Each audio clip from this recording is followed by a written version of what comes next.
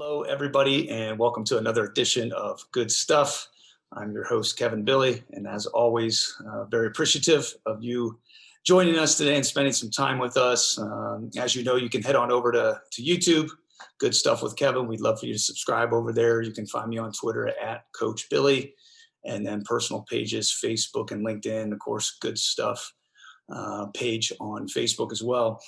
You know, we've had some powerful messages on here. There's been a couple that I know have really influenced me, and I know without a doubt that today is going to be just that. And just getting to know Rachel and her story, I'm completely overwhelmed with this. She's a retired sports broadcaster, speaker, author, and she is founder of the I'm Changing the Narrative movement. And she also has a Heisman Trophy vote. So welcome to the show, Rachel Baribeau. Rachel, it is great to have you. Oh, thank you so much. I'm so glad to be on. I mean, I love talking positivity and people's stories and how do we help each other and how do we get through this crazy year of 2020 and a Right. pandemic. Thank you for having me on. Yeah, thank you. Well, hey, so when growing up, I gotta know, is this what you wanted to be? It's funny you say that because I knew that I was going to do something with people, right? I knew I was going to do something in the public eye. Sometimes my grandmother always used to say to me, she's like, "Oh, you're going to be an actress, girl," and I'm not a good actress. I don't lie well. I don't, if I'm upset, I'm upset.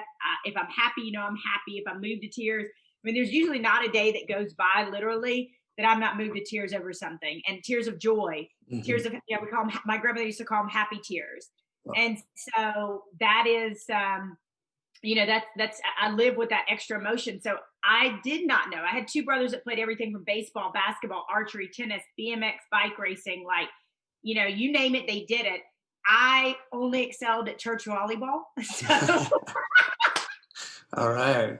Well, that's a good transition because I wanted to ask you about your background of faith and just, why is that such an important part of your life? That's a foundation, and I see that come through you and your message. Personally, I have a great deal of respect for that, but why? Where did that come from? Well, it's funny. I was just picking out what to wear, and this my mom and I used to have before she passed. We used to have a little boutique together, and so the shirt says "Faith Family Football," and or any sport. I mean, you could really put any sport at the bottom of it. But um, you know, it's interesting. I was having this conversation with somebody yesterday, and we both agreed with the fact that it is a relationship. It's not religion. Hmm. And Hmm. from a young age, my mom particularly showed me what it was like to chase God with a vengeance. And when she messed up and she knew she was flawed, instead of running and hiding, she chased God. She chased the hem of his garment. And so I always used to say that, some of the greatest gifts she gave me, she and my uncle named me Joy, middle name.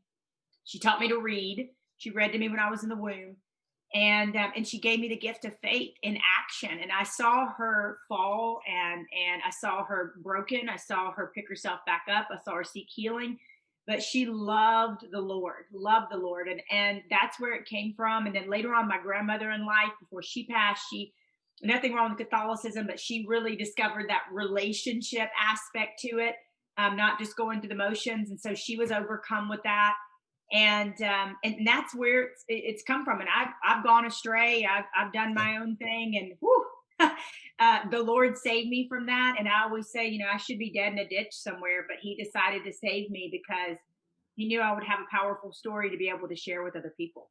Yeah, for sure. And I nothing against Catholicism either. On a side note, I grew up that way. My grandparents, my mom's the oldest of eight, and suit and tie. My grandpa, whether we were at Myrtle Beach or at home, and so Catholic school the first 9 years of my life. But I think I just want people to hone in on that thing that you said. That key word is that relationship. I think that is so crucial, and I know that's been a game changer in my life. So take us back to 2016, if you will. It might seem like yesterday, but then I'm probably sure it seems like so long ago. But you wrote this piece. You penned this piece for gridironnow.com called "College Football is Breaking My Heart." So let's start there. Like, what made you write this? That summer, my friend, I had just moved to Nashville in 2015, struck out on my own, got a house, bought my first house with my father died unexpectedly in 2014 with some of his Roth IRA money, lifelong military man. And I remember I was up here in the what they call the Batman building, and I was doing shows from Sirius, first female host on Sirius XM. That still to this day is mind blowing. And I remember specifically doing shows and having to, during the break, having to go cry and get tissue because the kind of shows that we were doing, if you went to CBS, ESPN, whatever, maybe Fox Sports, the headlines literally that summer were negative, negative, negative, black eye, negative, negative, negative. And I thought, like, we are better than this, and we are letting some young men who have made horrific decisions, coaches and young men, we were on the heels of Penn State, we were right in the thick of Baylor, we are letting some people write the headlines for us, we are letting them ruin the whole bunch. And I remember a woman came into my mom's boutique around that time and she said, college football players aren't nothing but a bunch of blank. So you can just fill in the nasty word that she put in there. Yeah. And I said, "Oh no, ma'am, they're not. They're not. There's husbands and fathers and sons, and yes, some have made bad decisions, but that's not the whole lot." And so at that moment, I was just actually talking to somebody else about this morning. God made me a do something girl. I am the girl who runs to trouble instead of away from trouble. I run to the burning building instead of away, and that's what I teach in my movement now. So I wrote this article, and it went viral. And right after that, I said, "Well, what if I could change a narrative? What if I could teach players that you could trend for something positive? What were you put on this earth to do? Because baby, if you were only born to play basketball or football, that's a shame. You were born for war. It's a platform. How are you going to use those platforms, your talents and gifts to be able to change the world?" And so I created this really simple curriculum. I thought at the time it would go into high schools. My friend, Dr. Kevin Elko, called me and said, "Oh, by the way, Jimbo Fisher wants you at FSU." And I'm like, "What?" Wow.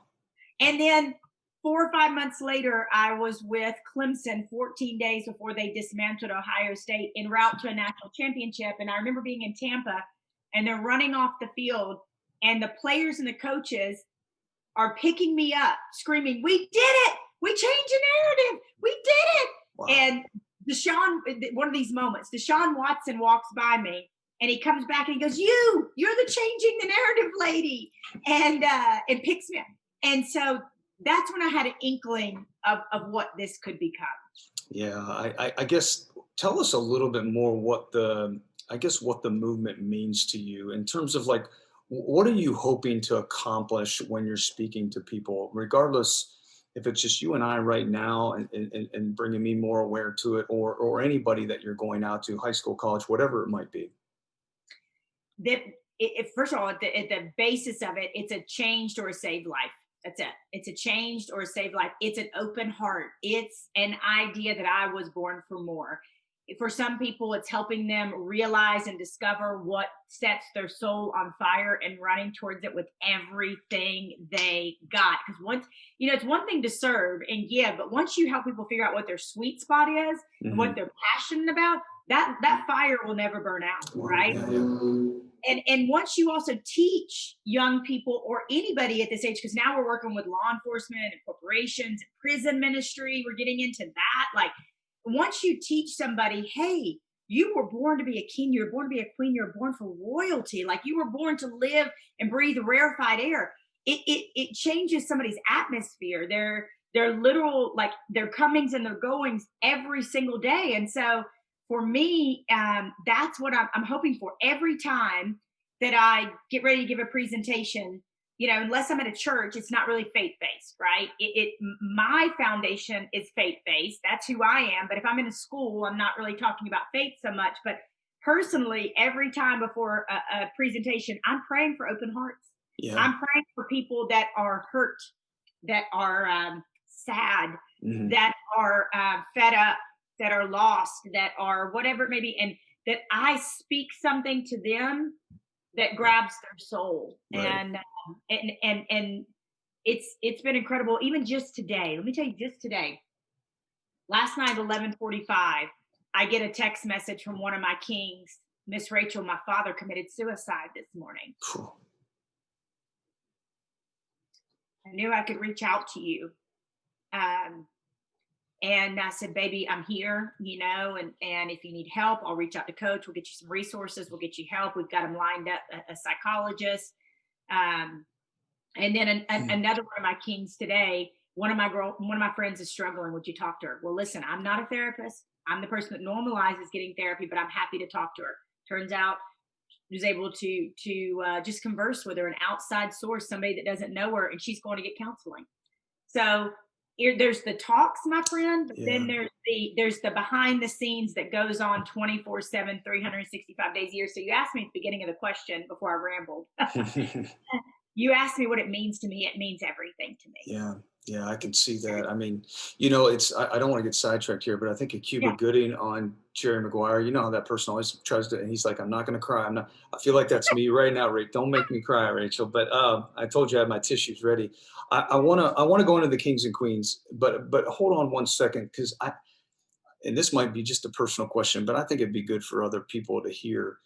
How do you're talking about who you're praying for before you start, because I think that's also the person that's alone, that doesn't have that relationship. you know is it just based on your words, actions, behaviors, that somebody sees you and is like, man, I gotta have, what is it that's going on in her, what's burning, and that gives you the opportunity or the avenue to talk about that? Because sometimes I want to stand up on a desk and shout it out, but maybe the timing of it with that particular person or group isn't right. They're not ready yet. They don't understand or aren't ready to receive the message. Does that make sense? Like, is that what you're trying to, by just your words, actions, and behaviors, once again, does that lead to those further conversations? And what would you suggest to people that are feeling what I'm feeling right now? Yeah, I mean, I think there's two different layers of that. Like, what are you? I mean, the first layer and the ultimate layer as a believer is for them to see something so lovely in me, Hmm. a reflection of Christ, that they want that too. Okay. The other part of that is maybe they're not ready for that conversation, but they see something in me that they still want. They see me doing something that is burning, that doesn't yes, it feels like work. I always laugh at this old adage, if you love it, you'll never work a day in your life. That's not true. You work. Yeah. God helps you if it's his plans, but you work. You get your shovel and you work, and Yeah. that's what you do. And you get tired, but you work. So I think there's two different levels of that. If somebody's ready to know this, man, I'm all over that, like white on Hmm. rice.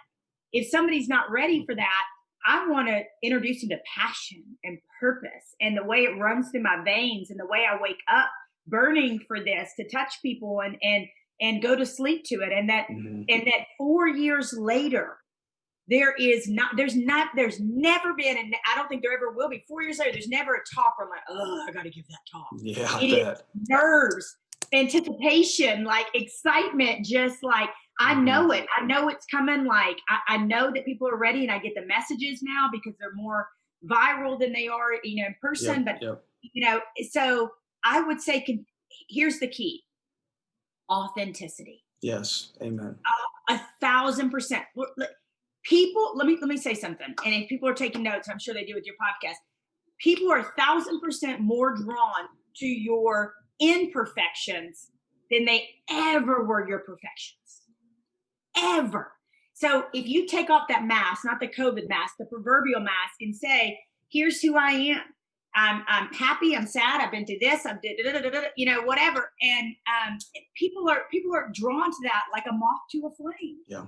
And that's the way I live. And I got a message the other day from a girlfriend, and she was like, sister, I don't think you get it. She was like, just by being you, man, like you're Hmm. putting out these reverberations. You ain't even trying. You're just out Yeah. there saying, I'm getting into prison ministry. I'm so excited. Like you spurred me to go back to church. You Hmm. spurred me to pick up my Bible again. And the other day I got convicted, though, as a believer. I'll tell you, on that front, on that level, I got convicted. I talk all the time about faith. And God kind of said to me, but what are you doing about that? Like, what action steps? So I made a post the other day, and I was like, at the end of it, I said, hey, if you want to know about this peace, if you want to know about this joy, if you want to know how I deal with having lost my mom, my dad, my grandmother, my grandfather, two dogs, neighbor to suicide, like all this loss, and yet I'm still standing and still have joy. It's because I know I'll see them again. And I know they'll meet me at the pearly gates. And I said, if you want that kind of peace, I would love to have a salvation conversation with you. And so I think now more than ever, my friend, we got to start being, and it's scary a little bit, right? We got to put ourselves out there to have those conversations with people who might be needing those conversations. Yeah, that's tremendous. I've probably said it. I feel like I'm redundant because I've said this on here multiple times, but everybody has a story and I have a great deal of respect for it. And everybody has a struggle and I have a great deal of respect for it. And I would rather be open and honest. And I've said on here, you can't do life alone. You need that circle. You need those people. You need to have those conversations. And I would encourage people, just what you said, to be doing that and to have those and these people go back. You talked about kings and queens. Just dive into that a little bit more. You talk about making them kings and queens. I've got a good idea what that looks like, but to our audience, just I love this. So I'd love for you just to share a little bit more, please. Yeah. So I always say there's a king or a queen or royalty inside of every single one of us because I recognize I don't want to be leave anybody out. And so I want to be inclusive to everybody. And so it's again, king, queen, or royalty inside of you. And what I tell people, I start by this and saying what a king or a queen is not. A king or queen is not perfect. They are not without fault. They do not have bad days. They aren't, not suffering from mental, strife or whatever it may be. A king is somebody who makes mistakes, or a queen, but they own it. They're accountable. They lead, they serve, they give, they're extraordinary. They help when the world says it ain't my problem. Hmm. They're running to the burning building. I Right. say people need you more in the ditch than they ever need you on the mountaintop, right? Hmm. Especially when somebody's saying, well, that's not my issue. That's not my person. No, get involved, get Hmm. in there, right? Right. Right. And the other thing that I think is really neat about that I've recently been talking about is the leadership aspect of it. And some people say, well, you know what? I'm not a leader. Well, you are, because whether you're a leader of many or whether you're a leader of one, That's right. you got to be a leader. I got to be able to talk to myself and say, get up, put your shoes on, get ready for this podcast, right? Like, or I got to be able to say, you need to make that phone call. You need to send that email. And so Yep. even if I'm not comfortable, which I am, but maybe I'm an introverted person out there listening to this, the reality is you need to be able to be a leader. And even if it's just a leader of one, so leads, serves, gives, extraordinary. And listen, when you're a king or a queen, it's going to cost you money, skin off your back, time. It is because you put others before you. And the reality of it is this. I wrap it up with this bow. You're not a king or a queen once, and then you're done. It is a wash, rinse, Yeah. Yeah. repeat. Yep. Wash. We have a thing we call I'll use this, the mirror exercise.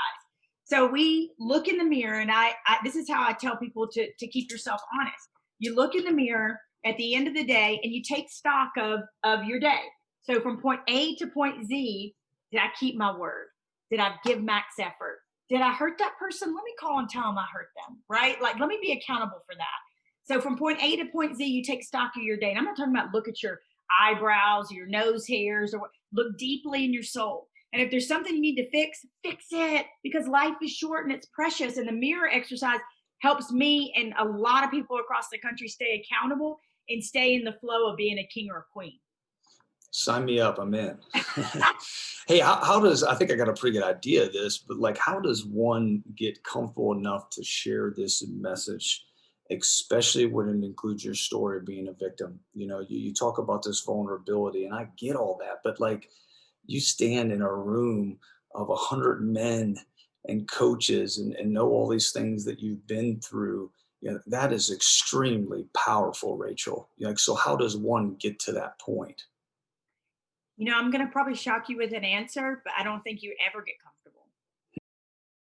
It comes from this place of, I remember my mom used to say, if it ever becomes commonplace, right? Like this was when I was young and I was doing pageants. And she'd say, if it ever becomes commonplace, like if you ever don't get nervous anymore, you've gotten too big for your britches, Hmm. And so I don't think I'll ever get comfortable, right? Like, and that's a good thing. There's a sense of reverence when I tell my story because I know it is powerful and it is my story. So what I would say to somebody, especially coaches, because I know you have a lot of coaches that listen, we need right now more than ever to be having conversations Coaches need to be having conversations about mental health and self-care and all of that, right?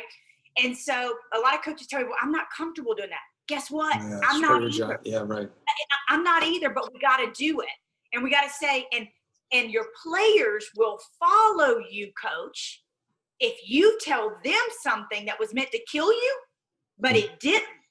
Something that you lived through, your drug abuse, your problems in your relationship, your, whatever it is you went through, like in your Mhm. life. Tell them what you've been through and how you survived it. Because when you get vulnerable, I call this radical vulnerability, and take off the mask, it encourages other people to do the same. Yeah. Yeah. And so I have never gotten comfortable, and I don't know that I will. I talk about the night I almost took my own life. I talk about losing my mom and all my people. I talk about being drugged across the house by my hair. And there's a level of emotion every single time I talk about it, Mhm. because it is still raw. But every single time Yeah. I speak about it, there's a healing to it as well.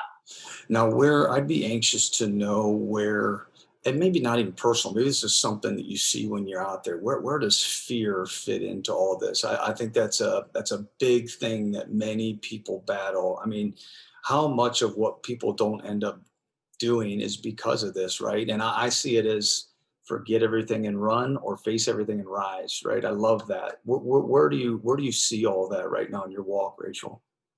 I do not think that fear is the absence of courage. I think it's moving in the face of fear. I think Yeah, that's courage great. is moving in the face of fear.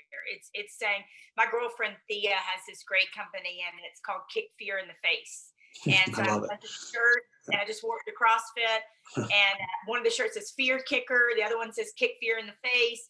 And I always say to people, fear is like a wave that's coming. Let's say we're on the beach and we're riding our boogie board. You know that thing's coming. If you Yep. brace, oh, you might get killed by the waves, right? But Right. if you go, I'm on my boogie board, I'm gonna survive it. And you just or you're doing the tango. You just dance the tango with the fear, and then you let it go. It's a great motivator for me.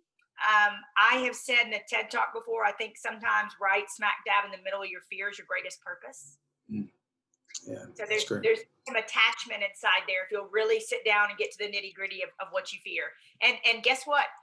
What others have perceived as failure from me, or I perceived as failure, has produced the most beautiful That's things. right. That's right. Yeah, that's great. One thing I heard you say before I love is we need soul training. I heard that and I'm like, this is great. I love it. It's self-care, it's mental training, it's all these things. But talk about that a little bit more. I know you have some programs and some things like that, but go into that if you could for us. Yeah, I think what I do is soul training. Hmm. Let me say this. I believe we are expecting not just young people, because right now I work with kids, high school kids, college, law enforcement, like I mentioned, prison ministry, corporations, churches. We're expecting people. Let's try this one on for size, to have healthy relationships who never saw a healthy relationship growing up. Check that Yeah, out. right. Mom, dad hit mom. You were a Hmm. coach for years. You saw it. We're expecting Junior to know how to treat Mary when Junior never saw positive, healthy relationships growing up. So along the way, I started going, man, we got to teach them. We got Yeah. to teach Yeah. them how to date, how to love, how to express anger, how to deal with your. I was having another conversation with somebody this morning. The idea of self-care in men is not talked about enough. Mm.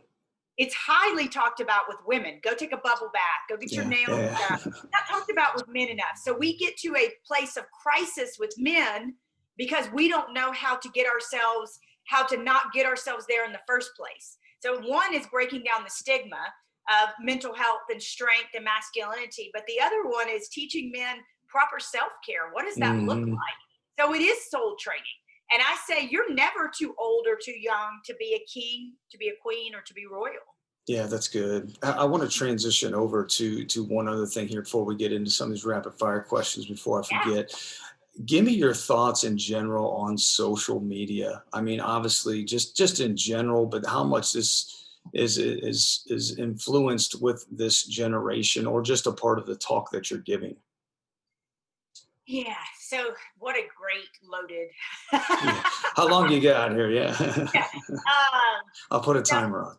right. Uh, Social media. So there's a lot of different aspects of it. One of one is somebody, my fiance was down in Florida during the pandemic. So I was one of the ones that was quarantined alone. I got close to naming the volleyball and talking to it. My dog and I had a great relationship. So, I get that. And so during the pandemic, it was an opportunity to stay connected. And I was very grateful for that. However, social media very easily, you start scrolling and you're like, oh, well, my relationship's not as good as this. Yeah. My job's not as good as this. My waist is as good. I'm not this, short, tall, educated, non-educated. I don't live here. Comparison is the thief of joy. Yeah. And it just comes in and it starts to whisper and it's like, and you don't know what's going on behind the scenes. You have no idea. So I have to continually check myself. And I'm just going to be real here. I don't know any other way to live, but as a human being in flesh and blood, there are times where I'm looking at something and jealousy starts to creep up a little bit. And I have to stop as a human and go, no, Rachel, what is for you is for you. And what's for them is what's for them, right? And so when I start to feel like that, those negative emotions, which are just part of being a human being, I stop and I pray for that person and I celebrate their success. So I think you have to be really, really cognizant and have with your kids for sure. Oh my word, Yeah, with your for sure. children. Big conversations about social media. And by the way, I created it before the pandemic started. If there are any parents out there, they can email me through my website. I have this document that I put together on questions you can talk to your kids about with social media and common ways to sit down at the dinner table and understand their usage and what they're doing. I love to give that away to anybody for free, any parent or any teacher. Got it. Thank you. And yeah, I think you're displaying obviously emotional intelligence there, but then also it's a hard thing. You're connecting there. I got to know though too. I guess one more thing. How do you keep in touch? With this generation, like even if that's personal growth or like you gotta study or you gotta research, you gotta know, right? Like so what's your ways that you do that to invest in them? Well, it's really funny you should ask that because my fiance and I have had some great spirited discussions about my time on social media and my phone. And and I have told him, I'm like, babe, I am staying connected to thousands of people across the country that may need me. One, I'm putting out messages of hope and faith. I'm continuing to build this brand so that we can touch and affect more lives. And, so I think you just meet them where they are, like the gal that one of my kings connected me to this morning. I didn't need to pick up the phone and call her. She just needed a few texts to give her the nudge to go get there. Right. Yeah. I think you meet them where they are. And probably like you, I'm a student of life. I'm continually listening to podcasts, reading books, and prayer, trying to figure out, okay, well, this is the new thing. Teach me that, And so my eyes are open, my heart is full, and, my soul is open to learn more. And I think that's the way that I stay connected. And the funny part of it too is, so before I started this movement, I met my fiance 3 years ago. We just celebrated our 3-year anniversary. And I was taking, classes at that time to adopt as a single person before I met him. And I was ready, and I wanted to adopt a sibling group. I felt like I wanted to keep a family together. And about a year into the movement, a friend said, don't you get it, Rachel? And I was like, what? And he said, you did adopt. It was much larger than you could ever thousands think or feel. And I don't look at myself like a mother figure to them. It's like, like an aunt or a big sister, but some of them surely do because I have very warm maternal qualities. And after these talks, they tell me everything, they just, and I'm there for it. And I believe and know that God gave me 2 ears and one mouth for a reason. Now, listen, I would say to any educator, to anybody who does any sort of work like this, ministry or teaching or coaching, you got to make sure that you have time to continually pour back into that cup or else you'll burn out. So there's got to be an extreme amount of self-awareness for me and pouring into my cup because I do pour out so much of it. Yeah, that's great. I don't know when you sleep or do that, but that's pretty impressive. Hey, I this rapid fire to finish. You can take as long as you want, I guess. But 3 pointers because of basketball. So maybe I'll switch it around to make it church volleyball and bump one up to you, and then you can spike it home, right? Um, Number one, if people could learn, just one thing from this talk, if they could just take home, one thing, what would you want it to be? What would you want them to hold on to? That there is a king or queen or royalty inside of you. You were not born to make money, go to work, be upset, and come home and be angry and die. And the other thing I would say is we call it in the movement funky junk. So many of us not look in the mirror and do the actual mirror exercise because we're pissed. Yeah, We're pissed at somebody. We got resentment. We got anger. We've got we self-loathing. We've got whatever it may be. We've been abused. We got this. We got that. We got some mental stuff we hadn't dealt with yet. And so we can't truly look at ourselves. And I am begging you at the end of 2020, when the entire, human population has been through a pandemic and lives have changed. And I went through it too. I was right there with you. I'm begging you to drop off your funky junk. Drop it off. You are not supposed to live with that 2-ton weight around your neck.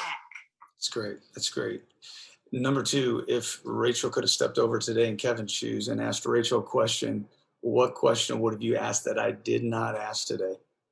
You asked them all. What are you talking No, about? come on You're a now. great interviewer. You did. All I right. mean, we've talked about the movement, my career, and love and what we hope. Yeah, no, you're a great interviewer. Good. Okay. Well, number three then. Good stuff is the name of this. It's just I love saying it. I feel like it can personify a lot of things. But just give us, and you've given us a ton. So I know I'm making another ask, but give us some good stuff here in closing. Anything that maybe you feel is on your heart right now, or anything that's just appropriate. If you feel sad or alone or burdened, there's somebody who died on the cross to take all that from you. And maybe you are just you know him, but you've slid, you've gone away from him. But there's this man named Jesus that would love to have a relationship with you. That's what is the biggest thing on my heart right now from a faith perspective, because that's eternal, Yeah. right? Yeah. That's eternal. And I'm gonna pass away, and I've thought a lot about this past year since losing my mom in May of 2019. She died in my arms. I've thought a lot about my own mortality and what would happen to my movement, when I go to be with my maker, all dusty and Yeah. used up. And I thought about that, and I thought, well, I want to train other people to tell their story, and I want to help other people have the wisdom and the understanding of marketing and how to get into the business and how to get gigs and how to speak and how to do all of these things, the mechanics, and help them tell their story so that it's not just me under this changing the narrative umbrella. There's many, eventually there's many, many, many speakers, and I teach them how to do this. And so I've thought a lot about my own mortality because of this crazy world. And I know there are people out there that are feeling really scared and really alone. And I want to tell you, if you don't know the Lord, if you don't know Jesus, man, he loves you, and Yeah. he's just waiting. He's right there outside that door, just waiting for you to ask him in, because he gave you the gift of free will. Yeah. That's the first thing. The second thing, if I may, Yeah. is that I've never been so strong. No one has ever been so strong as when you've asked for help. When you say, I don't have tools in my toolbox to be able to deal with this. This is the analogy that I give with men. I say, if you're doing a job and you don't have an Allen wrench in your toolbox, you go get the Allen wrench. It's the same thing with if you've got anxiety, depression, whatever's going on, homesickness, you're dealing with a heartache, whatever it is, and you can't deal and it's affecting your life, go get an Allen wrench. And an Allen wrench is therapy. And you have never been so strong. You have never been so masculine. You have never been so attractive when you say, I ain't got an Allen wrench in my toolbox to get the job done. Let me go get it. And therapy is the thing that makes me feel less crazy, helps me understand why I do the things that I do. So I know that was a lot, but that's No, it's good. Hey, You spiked it over the net, straight down in there. So I don't. And if I keep asking any more questions, I'm going to be going to that tissue. So hey, well, just in closing here, Rachel, give us our listeners. I know there's a ton of different platforms, websites. Just where can our listeners connect with you? Where do you want them to go? Social media wise, website, all that, please. Yeah, absolutely. The website where we've got links to everything is I am, the letter I am, changingthenarrative.org. I am changingthenarrative.org. We got programs there. You can send me an email, go straight to my email and say, I'm interested in having you in to speak to my corporation, my church, my school. We have a digital high school program that I renamed Before the First Shot, because I truly believe that this is going to get in the hands of some young man, and he's going to choose not to shoot up his school. He's going to choose not to take his own life. He's going to choose not to perpetuate violence. So there's a Before the First Shot for kings and one for queens, and that's athlete or not. So we have that digital program as well. But I love the website because it's got everything there and you can connect. But we also have a podcast, and I'm Changing the Narrative podcast. You can just Google my name and that podcast. We have an awesome show called Sunday Soul that I do every Sunday. It just interviewed Casey Smith from Barstools, and just got off with Robert Randolph yesterday, who's a 97th out of 100 best guitar player on the planet by Rolling Stones. Wow. And he came out of the church. He plays the sacred steel like guitar, right? This steel pedal guitar, and he learned all his gifts and talents out of the church. And so I get to tell these awesome stories. So yeah, all that to say is the website's great, but I have long believed that it's called social media for a reason. Yeah. So that means if you reach out to me, it may take you one or two times, but if you talk to me, I'm going to talk back. Like I don't live in a vacuum. So social media, Rachel Baribeau, Joy is my middle name. Yep. Instagram, Facebook, Twitter, or the website. Awesome. Well, hey, Rachel, thanks a ton for being with us today. I am. This is definitely the most goosebumps I've ever had on an episode. I'm blown away by this movement and the impact you're having. I mean, it is an absolute honor to spend some time with you today. Your courage is second to none. So I God bless you on this journey. Keep up this good work. And once again, just thanks for being vulnerable. Thanks for sharing your message. And just once again, thanks for spending time with us today. I really do appreciate it. And if I may say this before we end, thanks for having the heart to get it. It takes a special person to get it. Like, people, they'll thank me for coming to speak and I say, no, thank you for having the heart to get it. This message doesn't resonate with everybody.